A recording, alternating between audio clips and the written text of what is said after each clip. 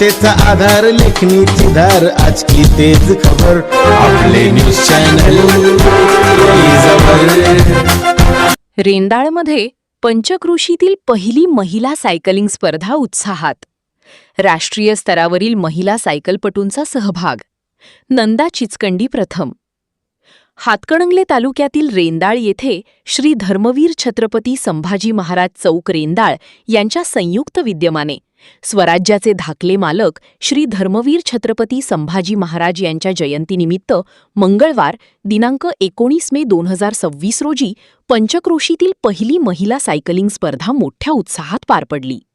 Dolby, दंगामस्ती आणि हुल्लडबाजीला फाटा देत दरवर्षी नाविन्यपूर्ण उपक्रम राबविणाऱ्या मंडळाने यंदा आयोजित केलेल्या या स्पर्धेला जिल्ह्यासह जिल्ह्याबाहेरील महिला सायकलपटूंनी उत्स्फूर्त प्रतिसाद दिला.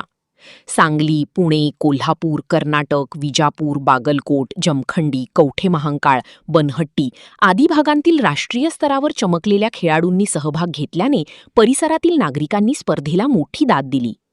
स्पर्धेचा मार्ग रेंदाळ, हुपरी, पट्टणकोडोली, सांगवडे, अमित स्पिनिंग, गडमुडशिंगी असा होता. मुलाणवाडी पेट्रोल पंप ते रेंदाळ असा जवळपास 40 किलोमीटरचा चित्तथरारक सायकलिंग प्रवास पाहण्यासाठी नागरिकांनी मोठी गर्दी केली होती. स्पर्धेसाठी प्रथम पारितोषिक रुपये 7,000, द्वितीय रुपये 6,000, तृतीय रुपये 5,000, चतुर्थ रुपये 4,000, पाचवे रुपये 3,000, सहावे रुपये 2,000 आणि सातवे रुपये 1,000 अशी रेख बक्षिसे ठेवण्यात आली होती. सर्व विजेता स्पर्धकांना माननीय अमोल पुजारी पैलवान रेंदाळ यांच्या हस्ते ट्रॉफी प्रदान करण्यात आल्या. तसेच विजेत्यांना रोख पारितोषिक, ट्रॉफी आणि झाडाचे रोपटे देण्यात आले. उर्वरित सहभागी स्पर्धकांनाही मंडळाकडून प्रत्येकी 500 रुपये प्रोत्साहनपर रक्कम देण्यात आली. स्पर्धेच्या प्रमुख पाहुण्यांमध्ये शिवछत्रपती क्रीडा पुरस्कार विजेते व आंतरराष्ट्रीय सायकलपटू, प्रशिक्षक अभिनंदन भोसले तसेच राष्ट्रीय सायकलपटू किरण बंडगर उपस्थित होते. पंच म्हणून गोरख कोळी, रावसाहेब भंडारे, बबन दाणोळे, संजय कुंभोजे आणि महादेव कदम यांनी काम पाहिले. स्पर्धेतील विजेते पुढीलप्रमाणे: प्रथम नंदा चिचकंडी, बागलकोट. द्वितीय गंगा दंडेल, बागलकोट.